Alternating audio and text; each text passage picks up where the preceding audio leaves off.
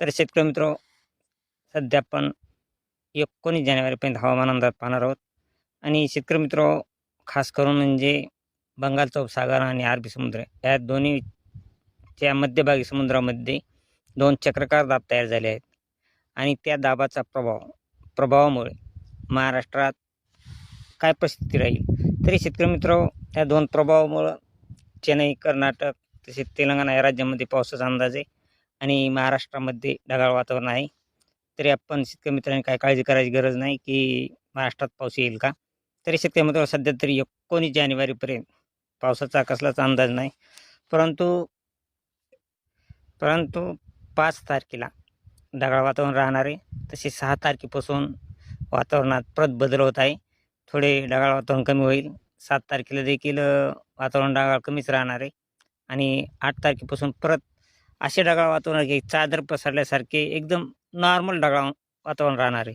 त्यामुळं महाराष्ट्रात जोरदार थंडीला एकदम सुरुवात होणार आहे. तरी शेतकरी मित्र, ही थंडी 7 अंश ते 8 अंश सेल्सिअस अशी राहणार आहे. आणि ही थंडी जवळजवळ 19 जानेवारीपर्यंत राहण्याची शक्यता आहे. मध्यंतरी 12 आणि 13 तारखेला थोडे परत वातावरण ढगाळ होणार आहे. त्यामुळं थंडी एकदम नॉर्मलशी कमी होईल, परंतु थंडी राहणार आहे. आणि 19 जानेवारीपर्यंत सध्या तरी थंडी आहे जोरदार राहणार आहे. तशी पाहिलं असता पूर्ण महाराष्ट्रात पूर्ण महिना जानेवारीचा थंडी राहण्याची दाट शक्यता आहे. आणि तापमान हे जवळजवळ आणि शेतकरी मित्रांनो, 6 तारखेपासूनच तापमानात खूप घट होणार आहे. तरी 6 तारखेला देखील रात्री 7 वाजल्यापासून थंडीला चांगली सुरुवात होणार आहे. ही थंडी जवळजवळ विदर्भ साईड आणि सोलापूर, सांगली, पुणे या भागामध्ये जोरदार थंडी राहणार आहे, 8 अंश ते 9 अंश सेल्सिअस.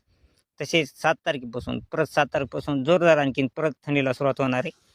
तरी 7 तारखेला सांगली, संभाजीनगर, पुणे, अकोला, अमरावती, नागपूर या भागामध्ये एकदम जोरदार थंडी राहणार आहे. ही थंडी हिवपाळ्यासारखी थंडी राहणार आहे. आणि ही थंडी जवळजवळ 19 तारखेपर्यंत राहणार आहे. आणि थंडीत रोजची रोज वाढ होत राहणार आहे. तरी शेतकरी मित्रांनो, 8 तारखेला परत जोरदार थंडी राहणार आहे. 8 तारखेला जवळजवळ पूर्ण महाराष्ट्र गारठणार आहे. कारण 8 तारखेला 8 अंश ते 5 अंश सेल्सिअसच्या आसपास तापमान महाराष्ट्रात राहणार आहे. बऱ्याच जिल्ह्यामध्ये जवळजवळ पूर्ण जिल्ह्यामध्ये राहण्याची शक्यता आहे. काही भागामध्ये 7 अंश सेल्सिअस तापमान राहील. परंतु ही थंडी एकदम जोरदार 11 तारखेपर्यंत तरी एकदम जोरदार थंडी राहणार आहे. आणि 12 तारखेला थोडेफार नॉर्मलचे थंडीचे प्रमाण कमी होऊ शकते. परंतु परत थंडीत ही जोरदार सातत्याने वाढ राहणार आहे. आणि 13-14 तारखांना परत थंडीचे प्रमाण आणखीन थोडे कमी होणार आहे काही भागामध्ये. फक्त नाशिक, सुरत, जळगाव, नंदुरबार या भागामध्येच 14 तारखेला थंडीचे प्रमाण थोडे जास्त राहील.